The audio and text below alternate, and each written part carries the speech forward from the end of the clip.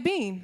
And it's not God that's withholding things from us. U mhuwiex Alla li qed iżomm l-affarijiet minna. God's trying to get every good thing to us. Il-Mulej qed jipprova jtina kollox. But he needs us to have faith. Imma jrid li aħna jkollna l-fidi. And so the Word of God tells us what we can believe. Allura l-kelma talla tgħidilna dak li aħna rridu nemmnu. And so we're having a prophetic conference. U aħna għandna konferenza profetika.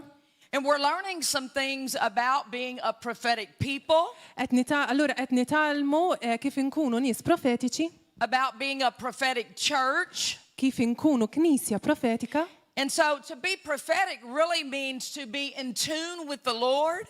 Allura li tkun profetiku jfisser li vera tkun tuned mal-Mulej. To know that he is still speaking today. Li tkunu tafu li l-Mulej għadu qed jitkellem illum. So to be prophetic means that we can hear the voice of God. Ġifieri li nkunu profetiċi jfisser li aħna nistgħu nisimgħu l-vuċi t'Alla. It means that we can speak at the unction of God. Nistgħu nitkellmu fuq id-dilka t'Alla. And so it's very important that we understand New Testament, the realms of New Testament prophecy. Allura hija ħaġa importanti li aħna nifmu ir-realm tat-testament il-ġdid tal-profeti. So I'm going to start there tonight. Ħanibda mill-lejla. There are 4 realms, or we could say operations, of New Testament prophecy. Hemm 4 relmi llum il-ġurnata tal-profeti tat-testament il-ġdid. And notice tonight that I'm talking about New Testament living. Qed nitkellem il-lejla fuq kif tgħix fit-testament il-ġdid. Because we are not living in the times of the Old Testament. Għax aħna m'għadniex ngħixu fi żminijiet tat-testament l-antik. We are living in the times of something new. Qegħdin ngħixu fi żmien ta' xi ħaġa ġdida. And so we can't look at the Old Testament and do things still the same today. Allura aħna ma nistgħux nibqgħu nħarsu li t-testament il-ġdid u nagħmlu l-istess affarijiet illum il-ġurnata. Which is why the prophetic ministry Għalhekk il-ministeru profetiku has had a lot of confusion. Kellu ħafna konfużjoni. Because we have tried to look at Old Testament prophets Għax aħna provajna naraw il-profeti tat-testament l-antik and bring them into the New Testament. u nġibuhom fit-testament il-ġdid. But it's not that way. Imma mhux hekk. So the 4 operations of New Testament prophecy, Mela, the 4 operations l-erba' of New operazzjonijiet Testament prophecy. tal-profezija tat-testament Number il-ġdid, 1, l-ewwel waħda, prophecy of the scriptures. profezija tal-iskritturi. Now, Apostle spoke briefly on that this morning. L-Apostlu tkellem fil-qosor dal-għodu It is the declaratory and the revelatory u għalli tiddikjara u tirrevela elements of the Word of God. elementi tal-kelma t'Alla. It is the highest and the purest Hija l-ogħla u l-iktar pura revelation of God to man. revelazzjoni t'Alla mal-bniedem. It is the only realm of prophecy Hija l-uniku realm tal-profezija that is 100% accurate li huwa 100% eżatt and infallible. u li ma jfallix. The second realm of prophecy It-tieni realm tal-profezija is the office of the prophet. hija l-uffiċċju tal-profeta. The office of the prophet is one of the 5-fold ascension gifts. L-uffiċċju tal-profeta huwa wieħed mill-fivefold qotjiet liete that Jesus gave to the church, li Alla tal-Knisja as we see in Ephesians chapter 4. li naraw f'Efesin 4 And the 5-fold ministers, including the prophet, u il-ministri tal-fivefold li inkluż il-profeti are set in the church huma mibew as tal-Knisja the leadership of the church, bħala il-leadership tal-Knisja under the headship of Jesus, taħt Alla to train and equip all believers biex jitrejnjaw u jagħtu dak li għandhom bżonn il-kredent for the work of the ministry. għax-xogħol tal-ministeru. The third realm, It-tielet realm and these are not in any order, u dawn mhumiex f'ordni partikolari. the third realm is what I call the spirit of prophecy, It-tielet realm huwa dak li jiena ngħid huwa l-ispirtu tal-profezija. or we could say general prophecy. U jew ngħidu profezija ġenerika. And this is the level of prophecy that belongs to every believer. U dan huwa livell tal-profezija li appartjeni għal kull min jemmen il-kredent. God said he would pour out his spirit upon all people. Alla qal li hu ħajati l-ispirtu tiegħu fuq kull min jemmen. And according to Revelation chapter 19, U skont il-ktib tal-Apokalissi kapitlu 19, verse 10, vers 10. It is simply the testimony of Jesus Christ. Hija sempliċement it-testimonjanza ta' Ġesu Kristu. One great man of God said this. Raġel kbir tal-Alla qal dan He said we should always have a fresh testimony of Jesus li aħna dejjem irid ikollna testimonjanza friska ġdida ta' Ġesu Kristu. on our lips. F'fomna. And so we testify of Jesus from the living water that is within us. Allura aħna nagħtu testimonjanza ta' Kristu bl-ilma ħaj li hemm fina. It is speaking from our spirit Qed jitkellem mill-Ispirtu tagħna who is connected to the Holy Spirit. li huwa maqut mal-Ispirtu Santu. The Bible says that all can prophesy Il-Bibja tgħid li kulħadd jista' jipprofetizza by faith. bil-fidi. Some may have more grace and ability, Uħud ikollhom iktar grazzja u abilta, but I explain it like this. ma jien nispjega hekk The spirit of prophecy li l-ispirtu tal-profezija is inspired hija ispirata from the spirit within. mill-ispirtu ta' ġewwa. In other words, it's from our spirit. Allura huwa mill-ispirtu tagħna We can say things. nistgħu ngħidu affarijiet, We can encourage nistgħu people. ninkoraġġjaw We in-nies, can declare things. nistgħu niddikjaraw affarijiet That is different than li huwa differenti the minn fourth level of prophecy, mir-raba livell tal-profezija, which is the gift of li prophecy, huwa don tal-profezija, which is described in 1 Corinthians chapter 12, li huwa tagħti deskrizzjoni fl-ewwel Korintin kapitlu 12, verse 7 through 11, vers 7 sa 11, whereby the 9 gifts of the Spirit are given. fejn huma mod id-disa doni tal-Ispirtu huma And it mogħtija says in verse 10, to another prophecy. u vers 10 jgħid l-ieħor profezija. And so this is actually utterance, Allura dan huwa li inti tajt not from within our spirit. mhux minn ġo l-Ispirtu This is tagħna. where the Spirit comes upon. Dan huwa fejn l-Ispirtu Talla jiġi fuqna, The Spirit of God l-Ispirtu Talla comes upon a person jiġi fuq in a persuna moment, f'mument and they speak the utterance that is given by the Holy Spirit. u jitkellmu dak li jtihom l-Ispirtu Santu dak il-mument. This is something that not everyone can do, Di mhijiex xi ħaġa li jista' jagħmel kulħadd. and we can't even make ourselves prophesy by the gift of prophecy, U aħna ma nistgħux nagħmlu lilna nfusna nipprofetizzaw bid-don tal-profezija because the Bible says that the Spirit gives it as He wills. għax il-kelma Talla tajt li l-Ispirtu jagħtiha kif iritu. Now, within these different realms of prophecy, Mela, f'dawn ir-rems differenti tal-profezija there are different levels hemm livelli differenti due to God's grace, skont il-grazzja Talla, due to maturity levels, skont il-livell tal-maturità and there are variations within these gifts. u hemm varjazzjoni f'dawn id-doni.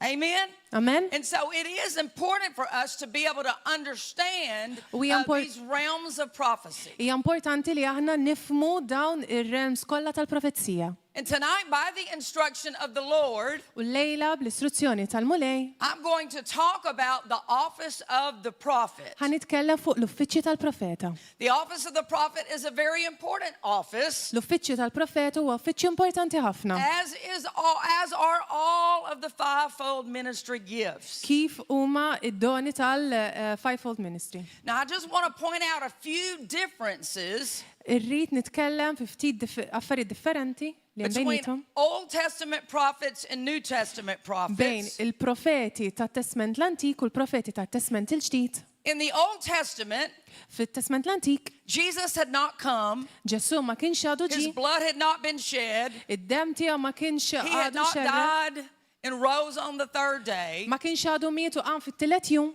So people were not saved. Allura n-nies ma kienu salvati. Their spirit was not alive unto God, L-ispirtu tagħhom ma kienx ħaj falla, but God had a people. imma Alla kellu poplu. And he wanted to be a God to these people. U rrid ikun Alla għal dawn in-nies. And so he had to find a way to be able to speak to the people. Allura rrid issib mezz kifu jitkellem il-poplu tiegħu. He had to find a way to be able to lead the people. Kellu jsib mezz kifu jmexxi l-poplu Because their tiegħu. spirit on the inside was dead. Għax l-ispirtu tagħhom ġa fihom kien They mejjed. could not hear from God. Ma setawx jisimgħu minn They Alla. could not really know God. Ma setawx verament isiru So jafu the l-Alla. Holy Spirit Allura l-Ispirtu Santu would come upon certain people kien jiġi fuq ċertu nies primarily the prophets, Fuq il-profeti primarjament, occasionally upon a king or a priest, u xi kultant fuq re jew assis. but he would come upon them by his spirit Kien jiġi fuqhom bl-ispirtu tiegħu with the intent of speaking to them, bl-intenzjoni li jitkellem magħhom, guiding them, jigwidhom, telling them things that are to come, jgħidilhom affarijiet li għandhom jiġu, giving them instruction. jitihom istruzzjonijiet, And because of that responsibility, u ħabba din ir-responsabilità as a prophet, bħala profeta which was to lead the nation of Israel, li kellu jmexxi n-nazzjon ta' Iżrael, the Old Testament prophets il-profeti tal-Testament l-Antik were called watchmen. kienu imsejħin il-watchmen. In other words, they had a responsibility Kellhom responsabilità as a prophet bħala profeti in order to lead the nation, biex imexxu n-nazzjon, to set themselves on the wall, biex huma jitilgħu fuq il-ħajt, to hear what God would say, biex jisimgħu dak li Alla kellu to jgħid, receive the message of God, biex jirċievu l-messaġġ so that tal-Alla they could lead the people. sabiex huma jkunu jistgħu jmexxu l-poplu. Now, in the Old Testament, Fit-Testament l-Antik, most of the prophecies, ħafna mill-profezziji, most of the instructions that came from the Lord ħafna mill-istruzzjonijiet li ġew minn Alla were foretelling. Kienu biex jgħidu l-futur. They were predictive. Kienu biex jgħidu l-futur, jipredikaw il-futur. Jipredikaw. So let's talk for a moment about what changed with New Testament prophecy. Ħanitkellmu x'inbidel bil-profeti ta' Testament il-ġdid. In the New Testament, Fit-Testament il-ġdid, today, illum, Jesus has already come. Ġesu ġaġi. His blood has already been shed. Dem tiegħu ġaġi He mxerre. has already died on the cross and U- rose from the U grave. ġammiet fuq is-salib u qam mill-imwiet. And the Holy Spirit, U l-Ispirtu Santu who was kept contained, li kienet jinżamm, only allowed to come upon people at certain times, li kien jiġi fuq in-nies ġast xi drabi, was now poured out into the hearts of men, kien issa mfawar fil-qlub tan-nies. meaning now as a believer, Allora issa bħala kredent, when we receive God, when we receive Jesus as Savior, meta nirċivu l-Ġesu bħala Salvatur, our spirit is born again, l-Ispirtu tagħna huwa mwieled mill-ġdid, comes alive unto God, jiġi ħaj fi Kristu. and the Holy Spirit Himself comes to live in us. U l-Ispirtu Santu nnifsu jiġi jgħix ġewwa fina. So the Spirit is indwelling in us Mela l-Ispirtu qed jgħix ġewwa fina constantly. il-ħin kollu. He doesn't come and go, He's always with us. Ma jiġix u jitlaq imma dejjem ġo fina. And because of that, U ħabba dan, we can have a relationship with God. grazzi għal dan nistgħu jkollna relazzjoni malla. Now, every believer Issa kull kredent has the ability to hear God. għandu l-abilità li jisma' l-Alla. Every believer has the ability to be led by the Holy Spirit. Kull kredent għandu l-abilità li jiġi mmexxi Romans mill-Ispirtu chapter 8, Santu. 14. Romani 8:14. Those that are the Son of God are led by the Spirit of Dawk li God. huma u li tallhom ma mmexxija So mill-Ispirtu now Talla. today, Allura llum prophets are different. il-profeti huma differenti. Prophets at times speak things from the Lord, Xi kultant il-profeti jitkellmu affarijiet mill-mulej. but it shifted from being primarily predictive or foretelling Allora missa nbidlet minn dik li to predict. to being really, it's called forthtelling, just saying what God wants to say. Mela, foretelling huwa li tajt dak li Alla jrid jgħid. And so the prophets today are put in the church Allora l-profeti llum huma jitfawhom fil-Knisja for the equipping and the believing, the equipping and the training of the believers biex jarmaw u jitrejnjaw il-kull min jemmen in order to build the church, sabiex jibnu l-Knisja. but the prophets are not leading the church. The prophets are not? Il-profeti mhux qed imexxu l-Knisja. The fivefold ascension gifts Il-doni, il-ħames doni, are leading the body in the sense of them working together, qed jaħdmu fl-imkien fil-ġisem, but the Holy Spirit is leading the life of every believer. imma l-Ispirtu Santu huwa dak li jmexxi l-ħajja ta' kull min jemmen. And so now the office of the prophet, Allura issa l-uffiċċju tal-profeta blended with the four other offices, daħal daħal mal-uffiċċji l-oħra come together to represent God li ġew flimkien biex jirrappreżentaw l-Alla and to help build the church. u biex jgħinu jibnu l-Knisja. And so prophets today, Allura l-profeti llum or the gift of prophecy jew today, id-don tal-profezzija llum or even prophecy today, jew inkella l-profezzija llum comes along to confirm God's plans, tiġi biex tikkonferma l-pjanijiet tal-Alla, the will of God. ir-rieda tal-Alla, It comes to encourage people. tiġi biex tinkoraġġixxi It n-nies, comes to strengthen people. tiġi biex issaħħaħ It in-nies, comes to comfort people, tiġi biex tagħti komfort in-nies which in turn is building and strengthening the church. li qed tibni u ssaħħaħ il-Knisja. Hallelujah. Halleluja. And so the Holy Spirit Allura l-Ispirtu Santu is vital in the life of every believer. huwa vera kruċjali fil-ħajja ta' kull min jemmen. And so there has been a big shift. Allura kien hemm shift kbira. And that's why today we don't chase prophets. Għalhekk illum il-ġurnata aħna ma niġrux wara l-profeti. We don't chase prophets. Ma niġrux wara l-profeti. We don't chase them for a word. Ma niġrux wara, ma nfittxuhomx għall-kelma. Instead, we know that God and His divine sovereignty Nafu l-Alla u s-sovranità tiegħu. knows what we need when we need it. Alla jaf dak li għandna bżonn meta għandna bżonnu. And if a prophet comes along U jekk jiġi profeta that God has assigned in your life, li Alla poġġa f'ħajtek, which really will come under the umbrella of your pastor or your apostle, li tiġi taħt l-umbrella tal-pastor tiegħek jew l-apostlu, then that prophet can at times confirm things and help build and strengthen.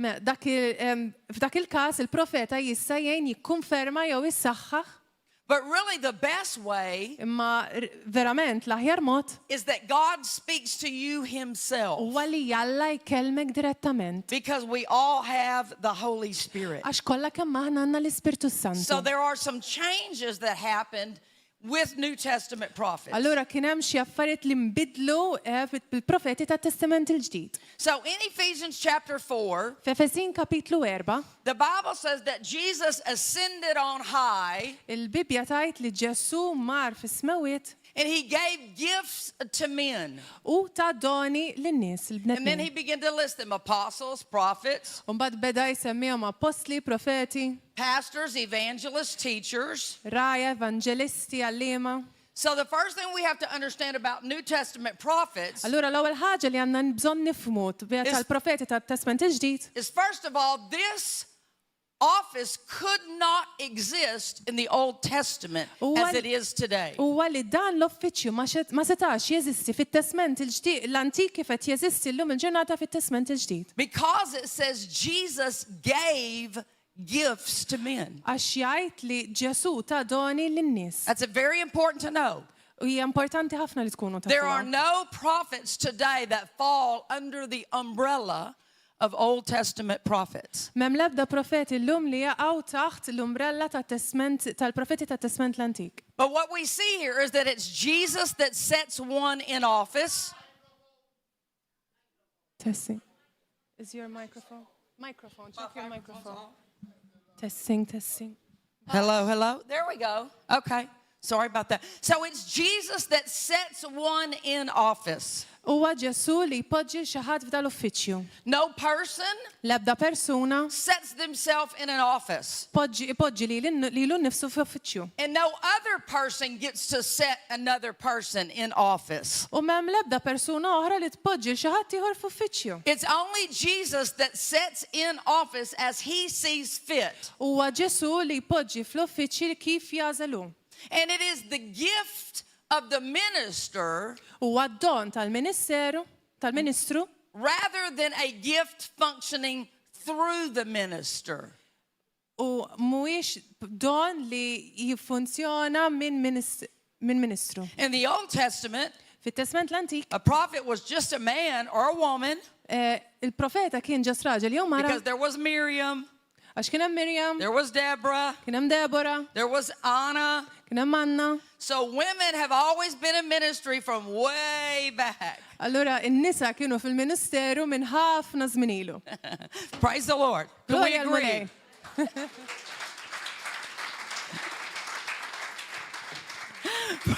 Praise the Lord. Gloria But al in the Mulej. Old Testament, Imma fit-Testament l-Antik they were simply a man or a woman kienu ġas raġel jew mara until that gift would come upon them sakemm da don kien jiġi fuqhom and they would do something. u kienu jagħmlu xi ħaġa. In the New Testament, Fit-Testament il-ġdid the prophet is the gift. il-profeta huwa d-don. So there is no separating me from the gift of the prophet.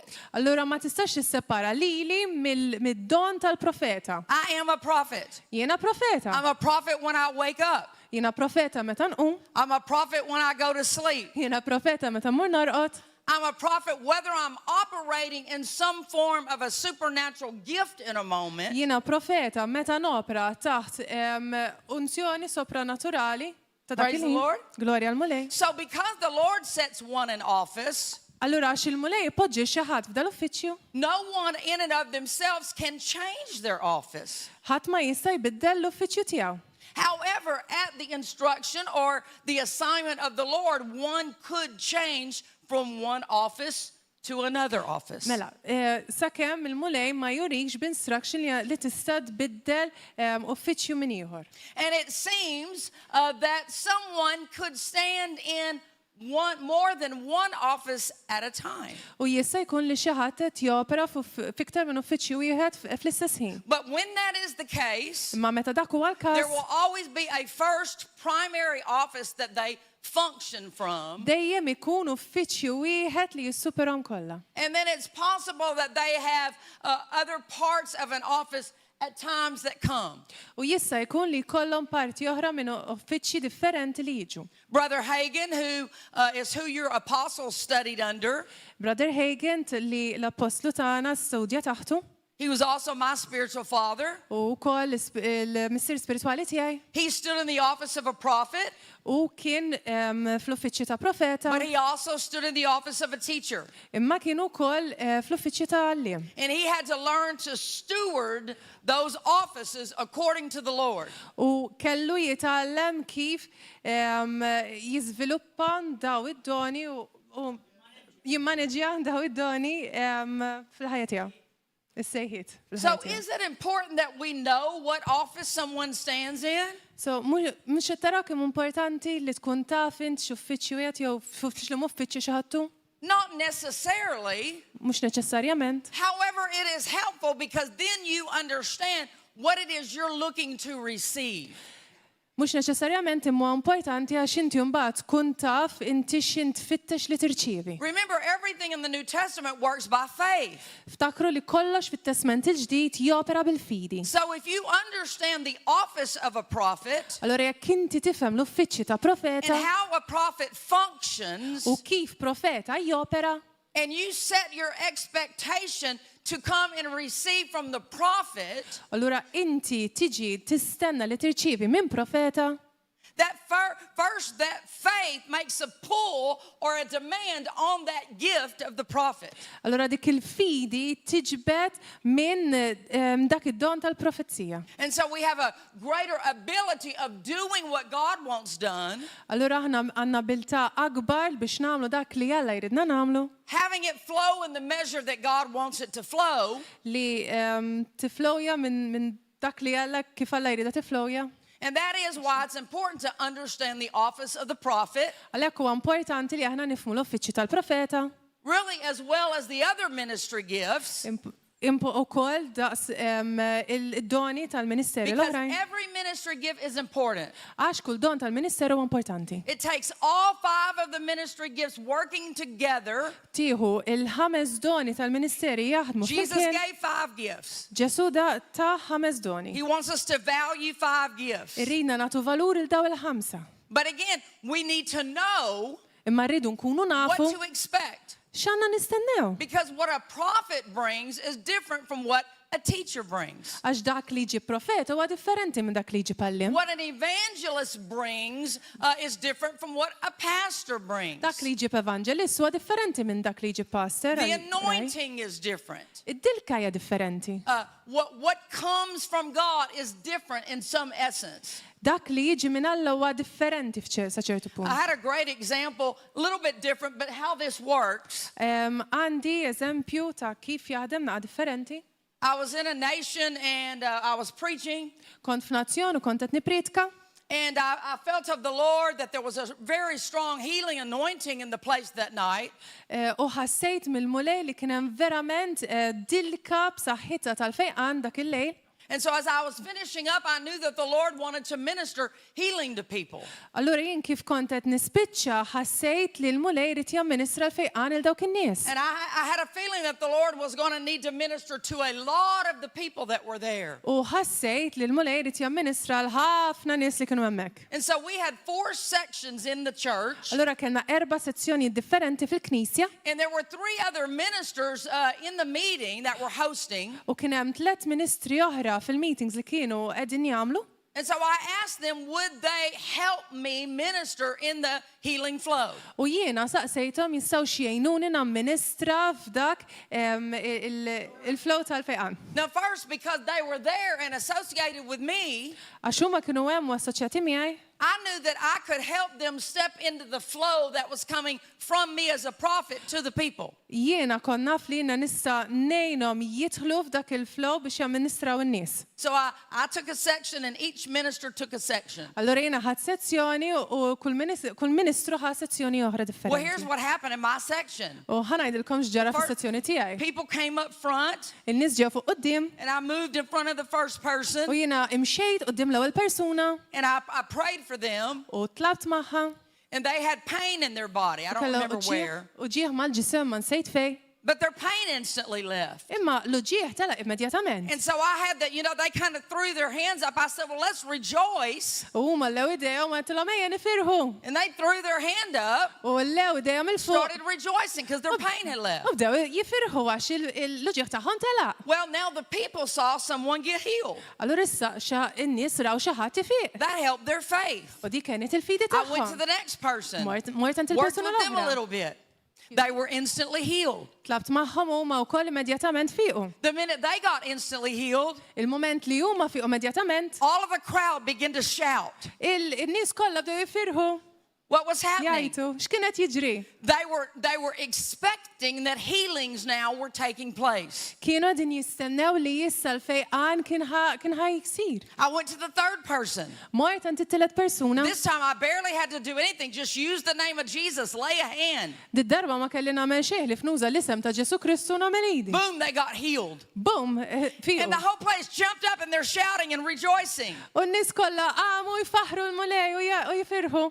And then the next, and the But next. li And nies, healing li nies. started happen instantly. Boom, boom, boom, boom.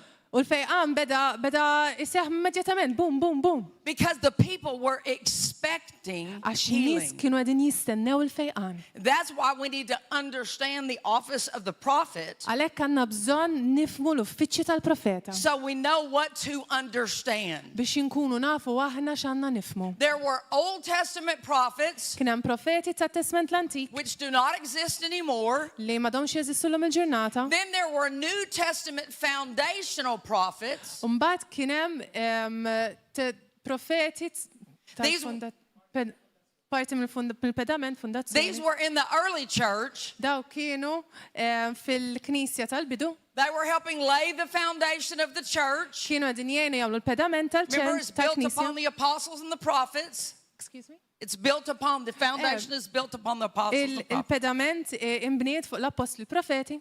And so today, no one is building foundation anymore. Allora kienu jafu meta kienu qed jibnu l-pedament. Now, instead, we are building upon the foundation that is laid. Allora issa aħna din nibnu fuq il-pedament li sar. So today, there are no longer any New Testament foundational prophets. Allora issa ma ċem profeti li bnew il-pedament. But in the early Testament il-ġdid, church, imma fil-Knisja there were tal-bidu also regular prophets, kien hemm ukoll profeti regolari like Agabus, bħal Agabus that you can read about in Acts chapter 11. li tistgħu taqraw fuq u Fatti 11. He was a New Testament prophet, Kien profeta tat-Testament il-ġdid, but he was not a foundational prophet. imma ma kienx profeta li bena l-pedament. And so in the early church, the New Testament prophets Allura fit-Testament il-ġdid il-profeti tat-Testament il-ġdid began bdew And that's still what we have today, New Testament prophets. U dak li għandna llum profeti tat-Testament il-ġdid. Now, a New Testament prophet is first a minister of the word. Mela, profeta tat-Testament il-ġdid huwa primarjament ministru tal-kelma A proclaimer. Biex jipproklama. The prophet stands as God's spokesman. Il-profeta huwa il-vuċi tal-mulej. They carry a spiritual insight, Huma jaraw b'mod spiritwali, or we could say an ability to see into jew għandhom l-abilità li jaraw ġo and to utilize the spiritual dimension, u biex jużaw id-dimensjoni spiritwali. and they carry a particularly divine focused message U huma jġorru messaġġ speċifiku divin that comes to the church li jiġi għall-Knisja to build the church. biex jibni l-Knisja. And so we need to understand Allura aħna rridu nifmu this could be a message to the body, to the church at large. li dan jista' jkun messaġġ għall-Knisja in ġenerali. Brother Kenneth E. Hagin, as a prophet, Brother Kenneth E. Hagin bħala profeta had a message for the church. kellu messaġġ għall-Knisja It was faith. kienet fidi. The Lord told him, go teach my people faith. Il-mulej għallu mmur għallem il-poplu tiegħi il-fidi. But sometimes the message is not universal to the church. Ma xi kultant il-messaġġ mhuwiex universali It might għall-Knisja. be for a particular group of people. Jista' jkun għal grupp partikolari ta' nies. It might be you're going into a church service and God has something specific to say. Jista' jkun li inti tmur f'service ta' Knisja regolari u Alla għandu xi ħaġa xi jgħid. Another characteristic of a prophet today Karatteristika oħra ta' profeta llum il-ġurnata is that they will teach, preach, and have leadership qualities. li huma ħajalmu jipritkaw u għandhom kwalitajiet ta' leadership. And that ability to teach or preach is in the measure that can edify an entire congregation. Mela, dik il-miżura li jistgħu jgħalmu jippritkaw hija biex jedifikaw il-kongregazzjoni. And this is where the separation is made. U hawnhekk hija fejn is-separazzjoni ssir.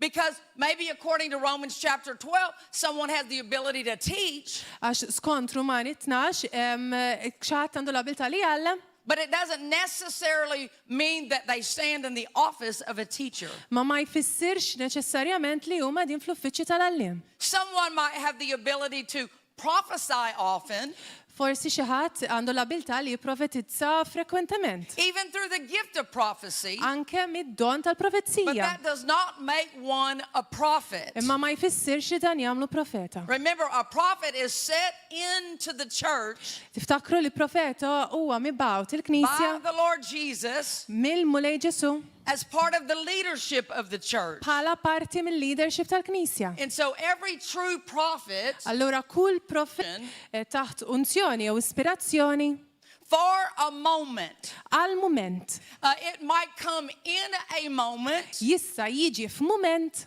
Here's an example. Hawnhekk ħantikom I went to a eżempju. church. Mort Knisja, I was sent there by God. ġejt mibgħuta minn Alla, I knew I had a message for them. kon naf li kelli messaġġ I għalihom, prepared myself in the Word and the Spirit. preparajt li l-nifsi fil-kelma u fl-ispirtu Felt like I had something to give. u ħassejt li kelli xi ħaġa xnati. But when I got to the church, Imma meta wasalt my il-Knisja, first time there, l-ewwel darba hemmhekk, we began worshiping, dejna nfaħru and the Lord spoke to me. u l-mulej kellimni And He said, here in this church, u qalli hawnhekk f'din il-Knisja He said they have wonderful worship. għandhom worship ima sabiħa And they love the presence of God. u jħobbu l-preżenza talla And they love the Spirit of u God. jħobbu l-ispiritu talla. But they don't honor my word. Imma ma jonorawx il-kelma And tiegħi. He said, if they do not learn to honor my word, U qalli jekk dawn ma jitalmux jonoraw il-kelma this tiegħi, church will not continue to exist. din il-Knisja mhix ħadd kompli teżisti. This church had only been in existence for 1 year.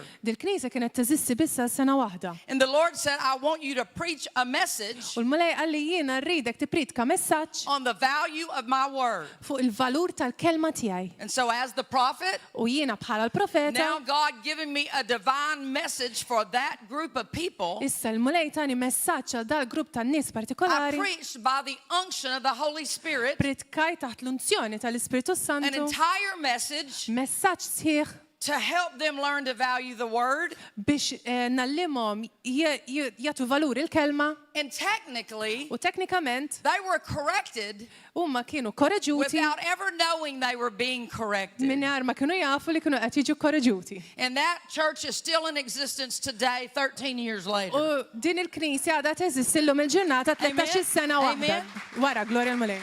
Another time, Darba oħra, this is a recent example. dan huwa eżempju reċenti. I was preparing Kont qed nipprepara because for me, għax għalija I can't just pick something and oh, that might be okay. u għalija ma naqbadx ħaġa ngħid forsi ti tajba. It has to be God. It's like God has to breathe upon it fresh. Il-mulej irid jonfoħ fuqha u tkun friska. I have to know it's for those people in this season. Irrid inkun naf li għal dawn nies għal dan l-istaġun.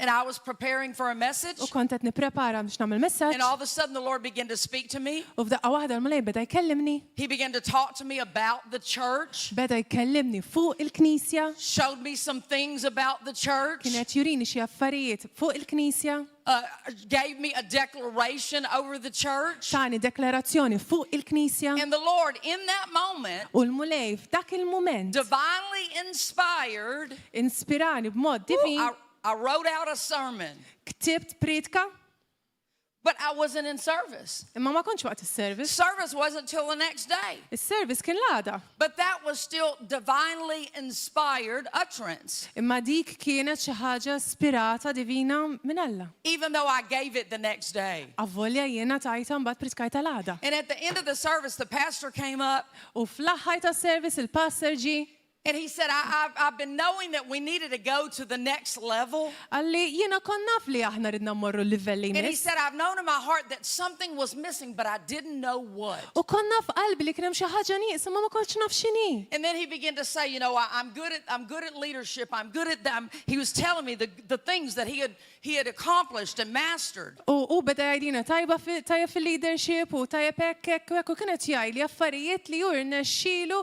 jaċċellera fih. But my entire message was wrapped around one component of ministry. Imma l-messaġġ tiegħi kien imgeżbret f'komponent wieħed tal-Ministeru. And he said, the minute you said it, U għal moment li intatta, he said, I instantly knew that's what I was missing. kont naf immedjatament li jiena dak kelli He nieqes. said, now I'm going to study it. Isqal issa ħan istudja, Now I'm going to preach it. issa ħan ipritka, Now I'm going to demonstrate it. issa ħan urija. And I know that now he'll be able to go to that next level U issa jiena naf li hu ħajkun kapaċi jmur għal livelli jmiss. because the prophet had a divinely inspired message. Għax il-profeta kella messaġġ li ġi ispirat minn Alla divin. A prophet's ministry Il-Ministeru tal-Profeta tends to be able to awaken and activate saints jgħajjem u jattiva l-qaddisin to the purposes of God. għall-lan tal-mulej, l-għaniet tal-mulej. Identifying plans, times, Li jidentifikaw pjanijiet, żminijiet, seasons, staġuni, transitions, tranzazzjonijiet, visitations. vizitazzjonijiet. Like I already know for this church, Like jien ġana fal what dil the knisja Lord is endeavoring to do il-xil-mulej rrit to get jagħmel to the next place. biex tmorru fil-post li jmiss. And so the message comes to deliver that or to bring that. Allura l-messaġġ jiġi biex jagħti dan. Here's a good example of that. Ħantikom eżempju tajjeb ta' din. Is that one time I had a word from the Lord. I was just praying. Darba kelli kelma mill-mulej kont qed nitlob.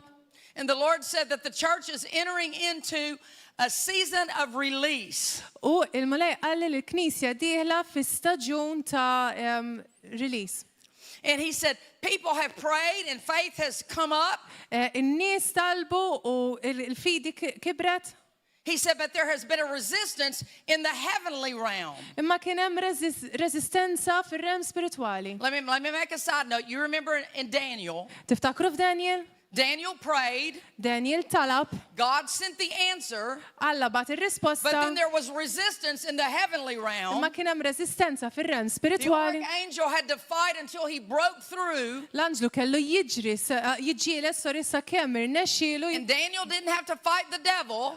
Daniel ma kellux għalfejn jiġġieled All he had to ix-xitan. do was remain in his belief Kull ma kellu jagħmlu huwa jibqa' fit-twemmin until tiegħu that answer came. sakemm dik ir-risposta ġiet. The Lord told me Il-mulej qalli that there had been many things that had been held up in the heavenly realm, li kien hemm ħafna affarijiet li kienu qegħdin mistura fir-realm spiritwali. but that we were entering the season of breakthrough. Imma aħna konna deħlin fl-istaġun tal-breakthrough. And he told me that the things from heaven will be released U into the qalli- hands of the people. Qalli li l-affarijiet tas-sema ħajjiġu rilaxxati f'idejn il-poplu. And then he began to tell me things U mbagħad beda jgħidli ħafna affarijiet. Bħal like debt cancellation, jiġi kanċellat id-dejn. money's coming from settlements, from lawsuits, from it got very specific. Il-flus ħajjiġu minn lawsuits u kien tkun vera speċifiku. And to be honest, things that I don't like to prophesy. U dawn huma affarijiet biex inkun onesta li ma nħobbx nipprofetizza fuqhom. I have to tell you honestly, Rrid ngħidilkom onestament. because I love the people of God. Għax jiena nħobb in-nistalla. I hope to be always 100% accurate. Inħobb inkun accurate 100%. But if I was going to err, Imma jekk jiena kont ħanamel żball, I would err on the side of withholding something nippreferi nagħmel żball milli nżomm xi ħaġa that I'm not quite sure is God, li m'iniex ċerta li hu Alla rather than say something to milli someone ngħid xi ħaġa għal xi ħadd that I'm not sure is God. li jiena m'iniex ċerta li hu Because Alla. I love people Għax inħobb and I in-nies don't want to mess up people. u ma rridx ingerfex So in-nies. I would take the burden of me missing it with God Allura kon nippreferi nieħu toqla li jiena qed nimmissja ma' Alla rather than saying something like it was God when I wasn't sure. milli ngħid li xi ħaġa kienet Alla u m'iniex ċerta. But the Lord was so adamant. Imma l-mulej tant kien persistenti. And he said, this year, everywhere you go, I want you to release that word about this season. U qalli li kull fejn tmur irridek tirrilaxxa din il-kelma għal dan l-istaġun. And sure enough, that next year, U dik is-sena every single type of release that God had detailed out, kull ħaġa li ta' release li Alla kien qed iniżżel f'dettall I have testimony upon testimony upon testimony għandi testimonjanza fuq testimonjanza fuq testimonjanza of the tagħha. release of these things coming into the hands of people. Ta' daw l-affarijiet li ġew irrilaxxati f'idejn in-nies. A prophet will have certain spiritual gifts. Profeta ħajkollu ċertu doni spiritwali. Remember, the Lord does set in the body various gifts in order to help us get our job done. Mela, il-mulej irrilaxxaw ta' ċertu doni għalina biex aħna nagħmlu ċertu xogħlijiet. And so one thing that you'll see often in the prophet's ministry Xi ħaġa li ħataraw frekwentament fl-uffiċċju tal-profeta is that the prophet will prophesy. huwa li l-profeta ħaj jipprofetizza. The prophet carries the spirit of prophecy. Il-profeta iġġor l-ispirtu ta' profezija. So usually when I'm in a church service Soltu meta nkun f'servizz and tal-Knisja worship is going u on, l-qima d-dejja, people feel like they can prophesy more easily than normal. in-nies iħossu li jistgħu jipprofetizzaw aktar faċilment minn drabi oħra. But the prophet will also operate a lot in the gift of prophecy. U l-profeta ħajopera ħafna fid-don tal-profezija. But again, remember, the gift of prophecy does not come because the prophet wants it, Ma ftakru li id-don tal-profezija ma jiġix għax il-profeta jridu, nor does the prophet own it, jew laqqas il-profeta iżommu bħala tiegħu. nor does the prophet control it. Il-profeta ma jikkontrollax. It's given as the Spirit wills in a moment, Huwa jingħata kif l-ispirtu jrid f'mument. which is why no prophet should ever take pressure to perform. Għalhekk l-ebda profeta m'għandu jieħu il-pressure li għandu jagħti performance. No true prophet L-ebda profeta ta' veru will allow themselves mu ħajħalli lilhom infushom to feel like I must produce something, li jħossu li jiena rrid nipproduċi xi ħaġa. because if one gets into that, Għax jekk xi ħadd jidħol f'din, they can end up manufacturing things that are not of God. jistgħu jimmanufatturaw affarijiet li mhumiex talla. Can be another spirit, Could be jista' jkun spiritu ieħor, but it could also be from their soul. imma jista' jkun minn ruħhom. Listen, Isma'w, this is why many people today għalhekk ħafna nies illum say things and do things, jgħidu affarijiet u jagħmlu affarijiet. and it either doesn't bear witness with you, U li forsi ma tagħtix xhieda miegħek innifsek, or it's so far out there that it's just like, jew forsi da tanti għal-bot li tajt x'inhu? because they are not really prophecy, but they're saying something from their soul Għax huma qegħdin jikkwataw jew jgħidu xi ħaġa minn ruħhom. rather than the spirit or their spirit. Milli dak l-ispirtu l-ispirtu. And you have to remember this, that the Bible tells us in Hebrews chapter 4 U ftakru li f'Lut kapitlu 4 that the spirit and the soul are so closely li connected l-ispirtu r-ruħ tant huma viċin u konnessi. that only the word can get in there and divide and separate. Li l-ispirtu talla biss jista' jidħol u jaqsam, And one jissepara. thing that causes people many times to prophesy or to say things from their U soul waħda mill-affarijiet li ġiel in-nies biex jipprofetizzaw jew jgħidu xi ħaġa minn ruħhom is when they have an intense focus on something, huma meta huma jiffukaw intensament fuq xi a ħaġa. topic, Topic, a happening, xi ħaġa li ġara. or a need to. I'm a prophet. I need to prophesy. I need to Jew prophesy. għax jiena profeta għandi bżonn nipprofetizza, għandi bżonn nipprofetizza. We leave that to the Lord. Aħna nħallu din fidejn il-mulej. That keeps us safe. Din iżomna safe. Hallelujah. Halleluja. But the prophet will operate in prophecy. Ma l-profeta jopera fil-profezija And then usually one of the revelatory gifts, u s-soltu waħda mid-doni li word of tirrevela wisdom, il-kelma tal-erf, word of knowledge, il-kelma ta' sapienza or discerning tal-arfin, of spirits, tiddixxerni l-ispirti will often operate also. u koll joperaw f'din. Now let me just make a note here U ħanati namen nota that unek, we don't see that in the word. aħna ma narawx di fil-kelma, We see it pretty much through true prophets. narawa mill-profeti, But Brother Hagin did have a visitation of the Lord u ma Brother Haken kellu vizitazzjoni mill-mulej, where the Lord Jesus sat in front of him for an hour and a half fejn il-mulej Ġesu poġġa qudiem għal sija u nofs in 1959 fil-1959 and talked to him about the different ministry offices. u kelmu fuq l-uffiċċji differenti And tal-Ministeru. this was one of the things that the Lord talked to him about, the prophet's ministry, U din kienet waħda mill-affarijiet li l-mulej kelmu fuq għal uffiċċji tal-profeta. and gifts that usually flow from the prophet's ministry. U id-doni li normalment joħorġu jiflowjaw mid-don tal-profezija. Just like with evangelists, Bħal-evangelist, because they're dealing with a lot of unsaved people and crusades. għax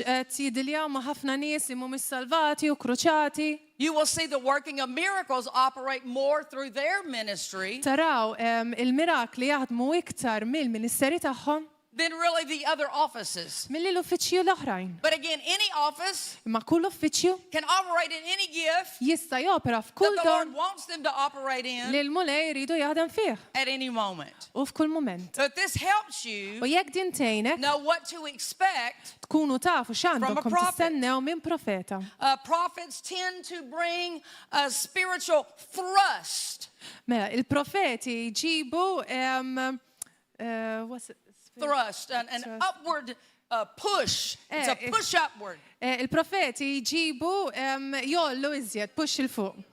Many times when the prophet comes Ħafna drabi meta l-profeta jiġi and they're able to really flow in the prophet's anointing, huma kapaċi jiflowjaw fid-don tal-profezija, when people leave, they're like, wow, meta nies jitilqu jgħidu wow, something's just happened. xi ħaġa ġara. I remember one time I was in a nation, Niftakar darba kont f'nazzjon, I was there for a week, kont hemm għall-ġimgħa, and we just had a week's worth of wow services. U aħna kellna ġimgħa sħiħa ta' servizzi ta' wow. I mean, at one point, the building literally shook under the power of God. U darba minnhom il-building literalment ixxejkja triet Like taħt in il-qawwa Acts chapter talla. 4. Bħala t-erba.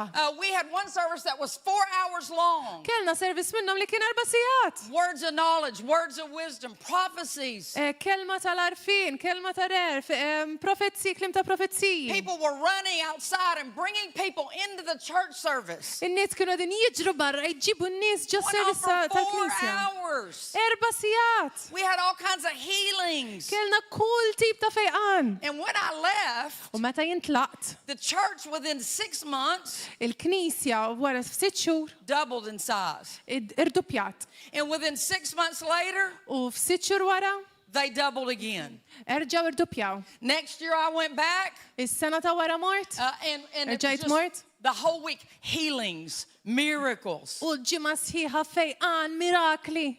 And the pastor called me about a month after I was there U l-pastor ċempilli xi xahar wara li and kontem said, "You left a healing anointing in this place." u qal li inti ħallejt dilka ta' fejqan f'dal post. So we should expect something Allura aħna għandna nistennew xi ħaġa. if we have faith, Jekk aħna għandna l-fidi, if we will receive. jekk aħna nirċievu. Many of us this week, Ħafna minna dil-ġimgħa this weekend, dal-weekend have not really understood ma femux verament what's been happening here. x'kienet jiġri hawnhekk. Because God is preparing. Aħna ma nħobbux We'd rather il-preparament. see the results. Aħna nippreferu naraw ir-riżultat. But I know that the Lord has been doing a deep preparing in many people. Imma jiena naf li l-mulej kienet jipprepara ħafna nies fil-font. Brother Hagin used to say that preparation time Brother Hagen kien jgħid li żmien ta' preparazzjoni is never wasted huwa time. qatt ħin moħli. But you know, there is a river here. Imma hawnhekk hawn xmara. There's a river of life here. Hawn xmara ta' ħajja And hawnhekk. I know that this weekend the Lord is endeavoring to deepen the river U jiena naf li l-mulej dal-weekend qed iniżżel l-eruq. which is underground, we don't see. Qed ikompli jħaffer fil-font u taħt aħna ma narawx. But when the river gets deeper, Imma meta xmara tidħol iżjed it fil-font, can contain more. ma tistax iżomm iżjed. And the Lord showed me that the result is going to be that the place that we see is going to widen. It's going to Allura, widen. il-mulej li jorina u l-post li qed naraw ħaj jispandi, You as a prophetic people, juża nies profetiċi. you as a prophetic church, Intom bħala knisja there's profetika, a deep work going in you, hemm xogħol profond għaddej ġewwa fikom. preparing you to Jippreparakom contain more biex iżommu so iżjed, that you can release more, biex intkom kunu tistgħu tirrilaxxaw so that iżjed, the church can grow, ħalli l-knisja tista' the tikber, ministry can grow, il-ministeru jista' the jikber, influence can grow, l-influenza tista' it tikber, can widen, reach more people. tista' tikber, tespandi u tilħaq There iżjed are going nies. to be gifts that have not really functioned in its fullness that are going to begin to operate. Ħajkun hemm doni li s'issa ma funzjonaw fil-pjanezza tagħhom li ħajibdew jiffunzjonaw. And this is why you want to be here in the morning. U għalhekk intom kontu għaw dal-għodu. Because when I lay hands on you, Għax meta jiena nagħmel I'm id-dejja going fuq. to activate some of these things in the spirit. Mela, għalhekk iridkom tkunu għawada fil-għodu ħalli meta jiena npoġġi dejja fuqkom nista' nirrilaxxa dawn l-affarijiet fl-ispiritu. Prophets are very sharp instruments. Il-profeti huma vera istrumenti mxarp. For me, things are very black and white. Għalija ħafna l-affarijiet huma iswed jew abjad, It's either right in the spirit and it's hitting it, jew huma bojjed fl-ispiritu qed jolqota or it's not. jew le. Like music is one for me. Pal il-mużika hija xi Because ħaġa li music can stir up my prophetic gift. għax il-mużika tista' tqanqal id-don profetku ġo fija. But if they're not playing by the Spirit, Imma jekk huma mhux qed idoqqu mill-ispirtu, jiena nkun and naf. I try to ignore it, I try to ignore it, but I just can't. It's like I just want to say stop. Nipprova ninjora, ma nistax, isni rrid ngħidilhom iqfu. Because in the realm of the Spirit, Għax fir-rem tal-ispirtu there is a flow of the Spirit. hemm flow tal-ispirtu. And we must get in that flow, U aħna rridu nidħlu f'dak il-flow stay in that u flow. nibqa' f'dak il-flow. So prophets will be very sensitive. Għax il-profeti jkunu vera sensittivi, It's kind of like their antenna is always up. isa l-antenna tagħhom dejjem il fuq. Years ago, I would go to funerals, Snin ilu kont immur funerali and cry and cry Kon and nibki u cry. nibki u nibki. And, you know, I had known this person had been gone now for 2 weeks. U kon naf li dil-persuna s-sila li telqet għal-ġimatej. May have cried a little or not at all at my house. Forsi bkejt ftit jew xejn id-dar tiegħi. But I get to the funeral, I'm crying. Imma mur dal-funeraw u nibki u And so nibki. one day I pulled up into the parking lot, Allora darba minnhom parkejt fil-parking lot. getting ready to go into the funeral. Nipprepara ruħi And biex I nidħol started funeral. crying. U bdejt nibki. And I'm like, Lord, Wat ngħid mulej? what is this? Tixini. And he said, as the prophet, U għalli int bħala you pick profeta. up on the grief of the people. Inti taqbad in-niket tal-poplu. Just being in that atmosphere Just tkun f'dik l-atmosfera. affected my spirit. Taffetwa l-ispirtu tiegħi. Now, just because prophets are sharp or sensitive, Just għax il-profeti huma sharp huma sensittivi. actually it correlates to what we call the spirit of seeing and knowing. Allora, taqat ma dak l-ispiritu li tara u tkun taf. See things today, Li tara l-affarijiet illum. know things Li today. tkun taf l-affarijiet But I need illum. to say this, Imma għandi bżonn many ngħidin. prophets Ħafna profeti are seers. huma seers.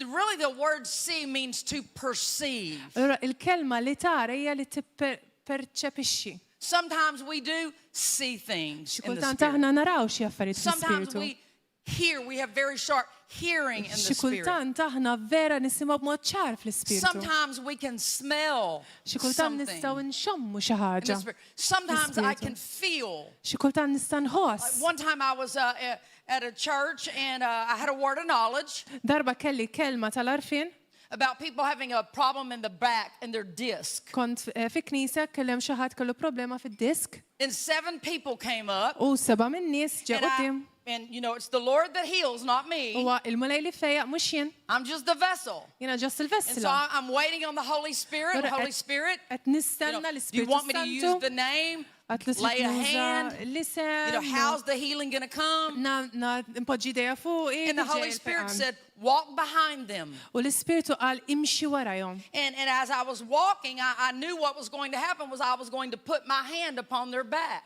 U hekk kif jien kont qed nimxi kon nafx kont ħa nagħmel impoġġi dejja fuq darhom. And I was expecting as I put my hand that power coming from God would go into them and heal them. U jiena kont qed nistenna li hekk kif jien kont qed impoġġi dejja fuq darhom il-qawwa tal-lat tinżel u tfejjaqhom. But the minute I touched the first back, Imma il-mument li jiena missejt l-ewwel dar, a hand of the angel, lit an tal-anġlu. angel, Anġlu. a healing angel, Anġlu li works fejja. with me many times.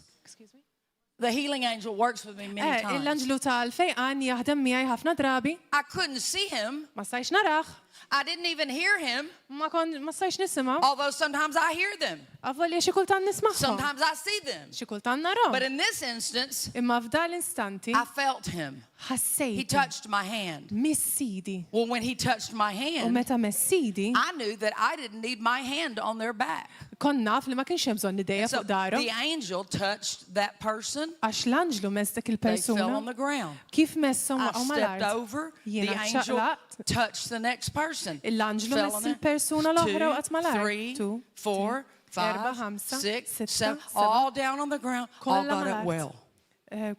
Sorry? All got up well. Seeing, knowing. Li tara, li tkun taf. Amen. Amen? Hallelujah. Halleluja. But remember now, prophets, I think Pastor Apostle went over this morning. Prophets don't know all things. Ftakru kif qal l-apostlu dal-għodu l-profeti ma jafux kollox. Okay. We prophesy in part. Aħna niprofetizzaw f'parti, We know in part. nafu parti. Amen. Amen? So don't think that the prophets know. And don't come up and say, you know. I've had Tiġix people do this. You're the prophet, you know. ħafna nis jgħidu li inti l-profet, inti taf. And I'm like, what? Xiex? Maybe I know, maybe I don't know. Forsi jinna, forsi ma But I'm not nafx. going to take a pressure to know. Ma mux ħalli pressjoni fuq biex nkun naf. Amen. Amen? It's important to know this. U importanti li tkunu tafu għadi. Hallelujah. Halleluja. Let me go over a couple things a prophet is not. Ħanajdilkom affarijiet li l-profeta mhuwiex. We can identify what they are. Ħalli nistgħu nidentifikaw dak I li need to huma. back up. Wait, minuta għandi bżonn imur New għalura. Testament prophets, Il-profeti ta' tisment il-ġdid. seers, Is-seers li jaraw. Yes. Il-veġġent. not watchmen. Mhumiex watchmen. Old Testament watchmen. it-testament l-antiku kienu watchmen responsibility to know and see what's coming. kellhom responsabilità li jkunu jafu jafu x'hekk li ġej. New Testament, not watchmen. Il-profeti tat-testament il-ġdid mhumiex watchmen. You are the watchman of your own life. Inti l-watchman tal-ħajja tiegħek. You are to set yourself on the wall with the Lord Inti għandek bżonn tpoġġi lilek innifsek fuq and il-ħajt have the Holy mal-mulej. Spirit show you what you need to know U tħalli l-Ispiritu Santu jurik dak li int għandek bżonn about tkun your taf. life. Fuq ħajtek. And this is an error. I hear people say it all the time. Well, prophets say are watchmen. They're not. According to Scripture, they're not today. Ħafna nies jgħidu li l-profeti l-lum il-ġurnata huma watchmen imma skont il-kelma li mhumiex. Because God wants every believer Għax Alla jrid kull kredent to have a strong relationship with the Holy li Spirit. kollu relazzjoni b'saħħitha mal-Ispiritu Santu. So the saying, Allura dak li jgħidu the Lord doesn't do anything unless He first shows the prophets, li Alla ma jagħmel xejn sakemm ma jurix l-ewwel profeti, Old Testament, dik it-testament l-antik. not true. Mhux veru. There will be many things that God will show you Ikun hemm ħafna nies li Alla ħajurik about your life, fuq ħajtek, about your sphere of influence, fuq l-isfera tal-influenza that He may tiegħek. never show a prophet. Li forsi qatt ma juri profeta. Amen? Amen. Very important that we understand Importanti ħafna that. li nifhmu għadi. So a prophet is not Profeta mhuwiex hyper spiritual, overly spiritual, spirituali żejjed. prophesying or operating in a supernatural flow of the Holy Spirit Li profetizzaw bil-flow tal-Ispiritu Santu is only a part of what we do. huwa parti biss minn dak li nagħmlu. Remember, we're anointed to preach and teach. Ftakru li aħna imdelkin biex għandna dilka biex nipritkaw u nagħlmu. The apostle said it this morning L-Apostlu qala dalodu that Jesus li Ġesu is always our best example. huwa eżempju tagħna. Jesus was the greatest prophet on the earth. Ġesu kien l-aqwa profeta f'din l-art. There were times he prophesied. Kien hemm xi drabi li There profetizza, were times he had words of wisdom, words of knowledge. kellem drabi fejn kellu kliem ta' arfien u sapjenza. But the Bible defines him as teaching, preaching, and healing. Imma il-Bibja tidentifikaħ bħala għalliem jipritka jgħallem u jfejja. So there was a strong emphasis in Jesus' ministry, Allura kien hemm enfasi b'saħħitha fil-Ministeru ta' Ġesu, even as the prophet, anke bħala profeta, to teach and preach. biex jgħallem u And jipritka. remember, I told you last night, U ftakru li għattilkom lejla għadda no minister li l-ebda ministru, is the preparer of what you receive.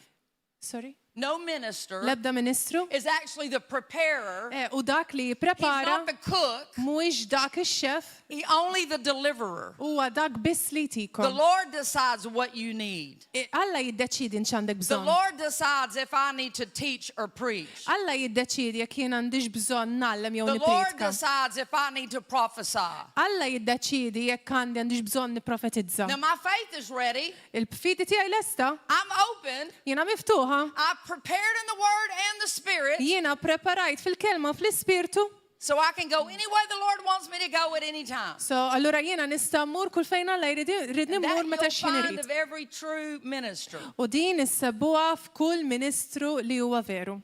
A New Testament prophet is not someone who prophesies like Old Testament. Profeta tat-Testament iġdid mhuwiex xi ħadd li jipprovetizza bħal profeta tat-Testament l-Antik. Remember in the Old Testament, they were operating really in dark sayings, so a lot of symbols. Fit-Testament l-Antik kienu jipprofetizzaw ħafna affarijiet b'mod simbolizmu affarijiet dark, A lot of complicated things. ħafna affarijiet komplikati.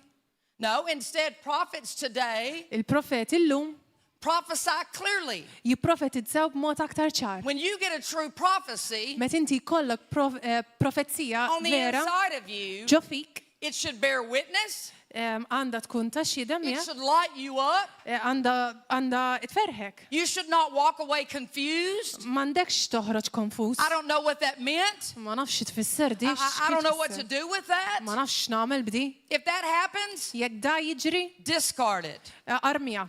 Don't get mad at the prophet. Tirrabjawx mal-profeta, Maybe they missed it. forsi huma immissjawa. We still love them. Xorta nħobbuha. We don't get mad at them. Ma nirrabjawx We don't magħhom. call them a false prophet. Ma ngħidulhomx profeti folot. We have the right to receive it or not receive it. Għandna dritt nirċevuh jew ma nirċevuhiex. But new prophets, New Testament prophets today, Imma il-profeti tat-Testament il-ġdid illum we prophesy clearly aħna nipprofetizzaw b'mod ċar and we prophesy to bring exhortation, u nipprofetizzaw biex nġibu which eżortazzjoni is encouragement, li huwa li tinkoraġġa, edification, edifikazzjoni which is a strengthening or a building up, li huwa li ssaħħaħ u tedifika, tibni, or for comfort. jew għal komfort. And that doesn't mean like pat on the back, sympathy, oh, make my soul feel good. U ma jfissirx li hekk tuk f'xarek, pat on the back, eriko. It means to come alongside. God just came alongside you. Ġifieri Alla ġi miegħek, ġieħdejk. Amen? Amen. So when you receive a prophecy, Imma meta tirċievi profezija, you judge it with your spirit. inti tiġġudika bl-ispirtu tiegħek. You don't judge it with your soul, Ma tiġġudikahiex not bruħek, your head,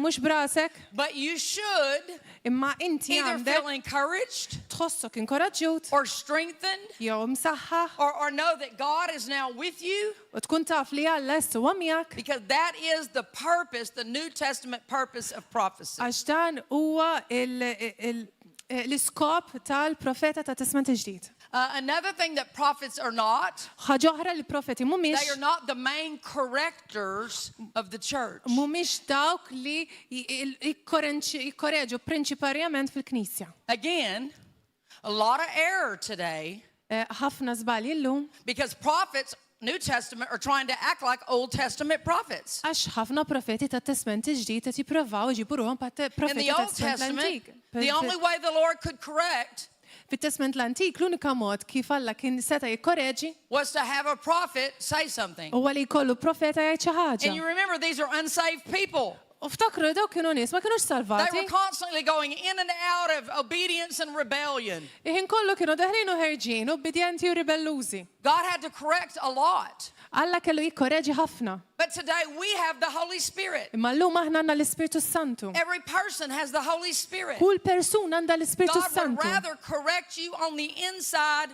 through His own Spirit to your spirit. Alla jippreferi jikkoreġik lilek innifsek mill-Ispirtu tiegħu Now, għall-Ispirtu tiegħek. occasionally a correction Xi kultant korrezzjoni might come, tista' tiġi, but it wouldn't come only from a prophet. imma ma tiġix biex minn profeta. A pastor can correct occasionally. Passer jista' jikkoreġi okkażjonament. A teacher can correct. Għalliem jista' jikkoreġi. But again, a prophet should not be walking around Imma profeta m'għandux jimxi hekk trying to look at everybody, jipprova jħares lejn kulħadd. figure things out about people. Jipprova jifhem l-affarijiet fuq You're not in-nies. doing this and Int m'intix qed you're tagħmel doing hekk. that. Int qed tagħmel hekk. It's wrong. Ħażin. It is not New Testament prophecy. Mhuwiex And again, mhuwiex kif profezija ta' Testament il-ġdid. we love all people. Għandna nħobbu l-kulħadd, We love all ministers. għandna nħobbu l-ministri We love all kollu, prophets. għandna nħobbu l-profeti kollha, But I can run the other way. imma jiena nista' niġri naħa l-oħra. I'm going to love you from a distance. Ħanħobbok mill-bot. Remember, Ftakru, you are in charge of your own spiritual life. inti inċarġ mill-ħajja spiritwali tiegħek. You have a right to judge things Inti għandek dritt tiġġudika l-affarijiet, and either receive them or not. tirċivihom jew le. Don't get critical. Toqgħodx tikkritika, Don't everything you hear see, is that, no, you do it with your spirit. mhux dak kollu li tisma' le But you għamel do affarijiet need to judge bl-ispirtu tiegħek. things. Sorry? You do need to judge Għandek things. bżonn tiġġudika l-affarijiet. And if you consistently hear something from someone that's in the wrong spirit, it's critical, it's harsh, Jekk inti ħin kollu tisma' xi ħaġa bliss li għandu spiritu ħażin li ħin kollu jikkritika, jiġġudika, I would suggest you run the other way. jiena nissuġġerixxi li taħarbu naħa l-oħra. Don't continually subject yourself to something that's not bearing witness with you. Tibqgħux dejjem fil-preżenza jew tibqgħu tisimgħu dawk l-affarijiet li ma jaqblux mal-ispirtu tagħkom. This is how we stay safe. Dan huwa kif inti tibqa' I sejf. mean, we do need to be able to judge and discern. Għandna nkunu kapaċi niġġudikaw u And niddixxernu. we need to remember that there are so many voices. And again, I mentioned it, the river of the church. Hemm ħafna vuċijiet u jiena semmejt il-xmara tal-Knisja. But there are many different streams of that river. Imma hemm ħafna nixxijat differenti minn dik ix-xmara. There are many different places and ways those rivers are going. Hemm ħafna postijiet differenti dawk in-nixxijat sejrin minn dak ix-xmara. And not every true prophet U mhux kull profeta ta' veru are you called to be in their stream or in their river. huwa msejħ li tkun f'dik in-nixxija. And so if you try to, this happened to me when I was brand new in ministry. Di ġrat li meta kont ġdida fil-ministeru. And being a prophet, there was a well-known prophet in my city. U kien hemm profeta li kien magħruf ħafna fejn kont noqgħod. And they would put out a newsletter. This is back in the day. U kienu joħorġu gazzetta da f'żmien ilu. You know, me being a prophetic voice, I would get it and I would read it. U jiena bħala għax kont vuċi profetika kont noħodha kont naqraħħa. And most of the time it didn't bear witness. I was confused. I was like, what? U ħafna drabi ma kienx inħossi komda fl-isfir kont ngħid xi kont inħossi konfuża jiena But I naqra. thought, but you know, they have a well-known name. Sure, they must know something I don't know. Imma x'huma kellhom isem magħruf għad forsi huma jafu xi ħaġa li ma And nafx. so I would take it to my husband and I would say, what do you think of this? U allura kont noħodha r-raġa tiegħek kont ngħidlu inti x'taħseb minn din. And he'd say, this is trash. Kien jgħidli din żibel. He would throw the paper in the Kien jarmi il-gazzetta. See, I was thinking I needed to be able to receive everything they said, but that wasn't true. Jien kont naħseb li għandi bżonn nirċievi dak kollu li jgħidu ma kienx veru. And my husband finally said to me, he said, stop subjecting yourself U żewġi qal li iqaf poġġi lilek innifsek. to someone who obviously God doesn't want you connected with. Iqaf kun konness ma xi ħadd li Alla ma jridekx tkun konness miegħu. And I unsubscribed from that newsletter. U jiena ma għajtx nirċievi dik il-newsletter, il-gazzetta. And now all these, probably 20 years later, I've not heard a single thing that they've said. U issa x'in sena wara laqas ma jitkellmu waħda milli qalu. Okay. It's okay. It's okay. Amen. You need to remember who's the primary voice in your life? Iftakru li mi l-vuċi primarja fil-ħajja Your pastor. You're a pastor and apostle. That's the primary voice Dak huwa l-vuċi in your primarju life. fil-ħajja Amen. tagħkom. Amen. Praise the Lord. Gloria al mulej. I mentioned this. Prophets are not put in office to lead the church Inġa semmejt il-profeti mhumiex qegħdin hemmhekk biex immexxu l-Knisja in a corporate way. b'mod corporate. Prophets are given to the church. Profeti huma ingħatati They're lill-Knisja, not given to the world. mhumiex ingħatati lid-dinja. So prophets are supposed to be connected with churches and the body of Christ and building the church up. Il-profeti għandhom bżonn ikunu konnessi mal-Knisja u li jibnu jedifikaw il-Knisja. Not trying to be the voice to the world. Mhux jippruvaw ikunu vuċi lid-dinja. Prophets also don't guide believers in their lives. Il-profeti wkoll ma jiggwidawx il-kredenti fil-ħajja tagħhom. A prophet is not someone, I think Apostle mentioned this morning, a prophet is not someone who is weird. L-apostlu semmija dal-għodu, il-profeta mhux xi ħadd li huwa stramp. You know, being a prophet does not give you the ability to go around with a crazy eye, wearing weird clothes, Li tkun profeta ma jtikx dritt li tilbes. looking to see what you might see or know and say to people, Li tkun profeta ma jtikx dritt li tilbes b'mod stram, tħares rek looking lejn for nies. places to prophesy, Tipprova tfittex postijiet fejn tipprofetizza. looking to go to churches and walk in and give words to people. No, that's off. Jew forsi tfittex knejjes fejn tista' tagħti kelma le m'għandux ikun. And you need to run from that. U inti għandek bżonn tiġri minnha. Praise the Lord. Gloria al mulej. Glory to God. Gloria al mulej. Do we have some understanding now? Qegħdin nifhmu issa Better? aħjar. Praise the Lord. Gloria al mulej. Glory. So tomorrow morning we're Gloria. going to all come back. Mela għada fil-għodu ħanerġgħu niġu kollha. Did you know that sometimes we miss out on things? Tafu li xi kultant aħna It's nimmissjaw not that xi God's affarijiet. withholding things. Mhux għax Alla qed iżomm xi It's that we're affarijiet. not in position in the right place. Għax aħna maħniex ippożizzjonati fil-post tajjeb. Closing story.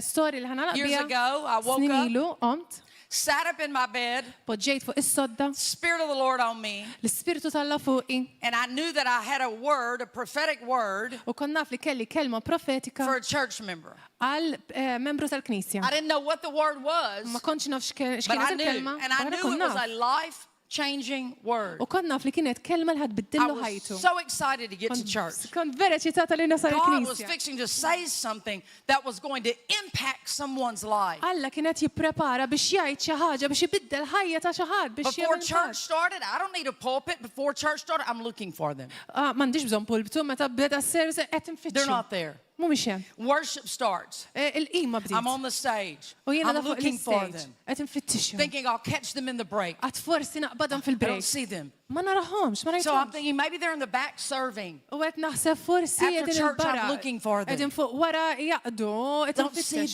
them. wara s-service. I Mhux saw a qed family member. Rajt membru And I tal-familja. said, where's so-and-so? U saqsejthom fejn hu talija. They said, oh, he didn't come today. U qalu le llum ma ġiex.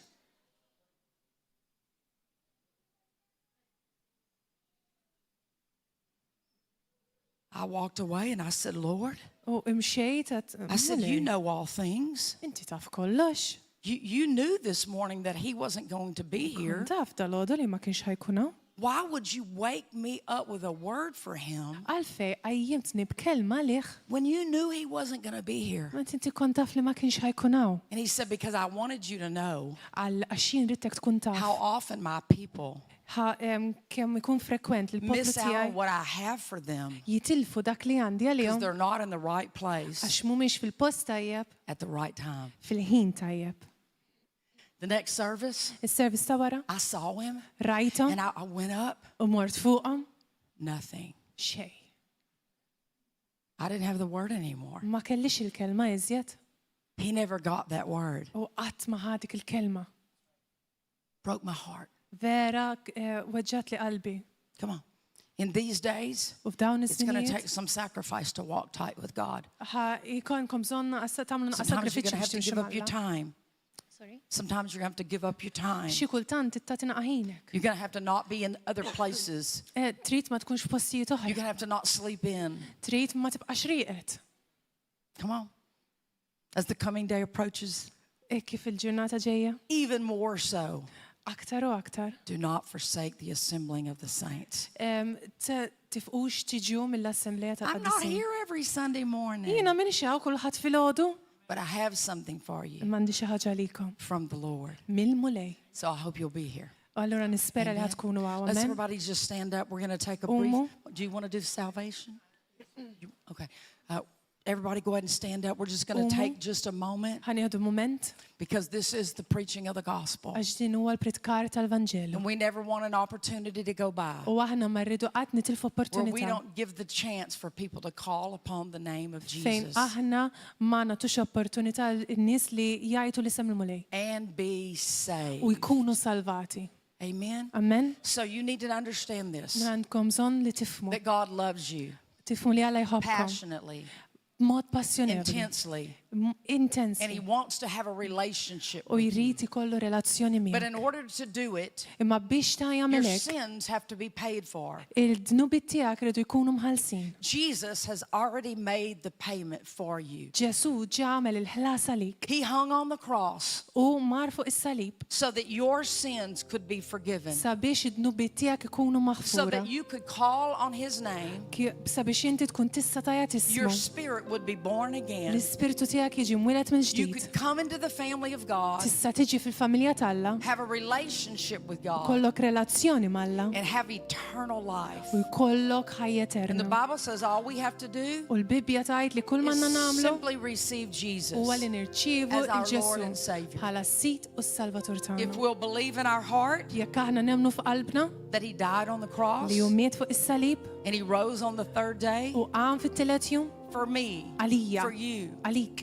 and then we'll confess with our U mouth mbagħad nidikjaraw b'fomna him as Lord, li hu s-Salvatur instantly we're il-Reqis saved. U immedjatament nkunu Instantly salvati. we're forgiven. Immedjatament nkunu maħfura. Instantly we're clean. Immedjatament nkunu Instantly we notfa. have right standing with God. Immedjatament nkunu ġustifikati mal-mulej.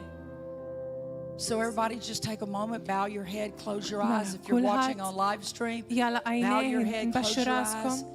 If you've not yet made Jesus the Lord of your Jekk life, intom għadkom ma għamiltux il-Ġesu bħala s-sit tal-ħajja tagħkom. this is step one. Dan huwa l-ewwel pass. Right now, you can pray this prayer. Issa tistgħu titolbu din Say, it-talba. Lord Jesus, Għajdu mulej Ġesu, I acknowledge jiena I'm naraf a sinner, li jiena midneb. and I ask you to forgive me of my sins. U nitolbok mulej biex taħfir li tnubiet. Come right now into my heart. Ejja issa ġo qalbi. Save me, Salvani. redeem me, Fdini. and be my Lord. U kun is-sit. And I declare now U jien niddikjara issa that because I've believed li għax jiena mint and I've confessed u jiena ddikjarajt that you, Jesus, li jint Ġesu are my Lord, u għas-sit and I will follow you u nimxi and I will warajk serve you u ħanaqdik all the days of my life. il-ġiliem kollha ta' ħajti. And everybody said U amen. kulħadd jgħid ammen. If you made that declaration, għamil be dik sure to write into the id-dekjarazzjoni, church, get in a good Bible tkellem believing, mal-Knisja Spirit-filled church. mur ġo Knisja God and li serve God. li temmen il-Bibja li taqdi l-mulej. Hallelujah. Praise the Lord. Amen. Praise the Lord. Gloria Everybody al just, yeah. Hallelujah. Hallelujah. Just raise your hands to heaven. I'm going to close Ollu with the prayer jdejkom tonight. il-fuq li s-sema ħanala First of all, I talba. just want to say this as Apostle was ministering earlier in the very, very, very beginning.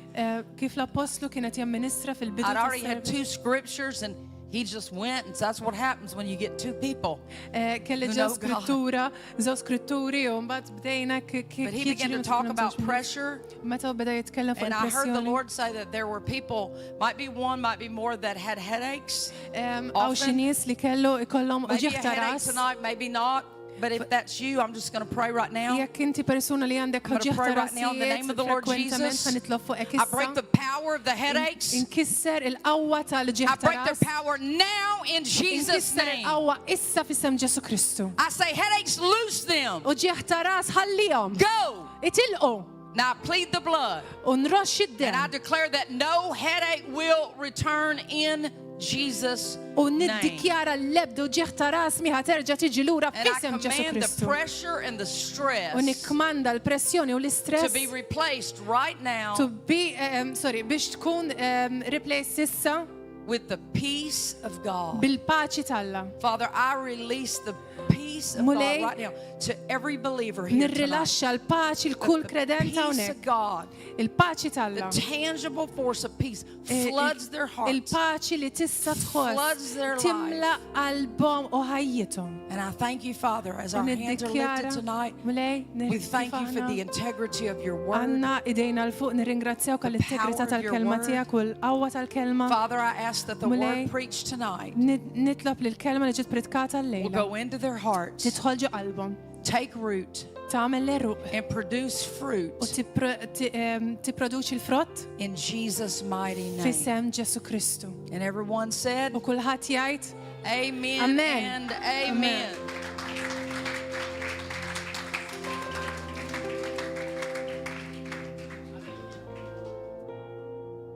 Praise God. Glory to God. Hallelujah. Well, guys, minħabba, because time has passed and pressed on, għax il-ħin għadda, tomorrow għada, there will be a shorter time of message and more time for impartation ħajkun hemm and praying messaġġ over people ħajkun hemm and messaġġ prophesying. inqas u ħajkun hemm iktar kliem ta' profeti. Hallelujah. So everybody say this with me right now as our closing prayer. Miegħi kif ħanalqu. Say, Lord God Almighty, Mulej għaddis. my Lord and my Savior Jesus, Sit u s-Salvatur tiegħi Ġesu. by the spirit of prophecy, L-ispirtu ta' profezija, by the spirit of impartation, l-ispirtu ta' I impartazzjoni. declare tonight that Jiena I have niddikjara received il-lejla li jien irċevejt the word of God il-kelma talla that has taught me li għalmitni and transformed u me. trasformatni. I thank you, Holy Spirit, that you help me remember this word. Nirringrazzjak Spiritu Santu li ħatejn days coming. dil-kelma fi And I żminijiet li thank you ġejjin. for the U impartation, nirringrazzjak that I've tal-impartazzjoni li received. jiena rċivejt. for revelation, for Għal-revelazzjoni, transformation in trasformazzjoni my life. fil-ħajja I tiegħi. will never be the same again. Għad min ħankun In l-istess. Jesus' mighty Fis-sem name. Ġesu Kristu. Hallelujah. Amen, hallelujah. Amen.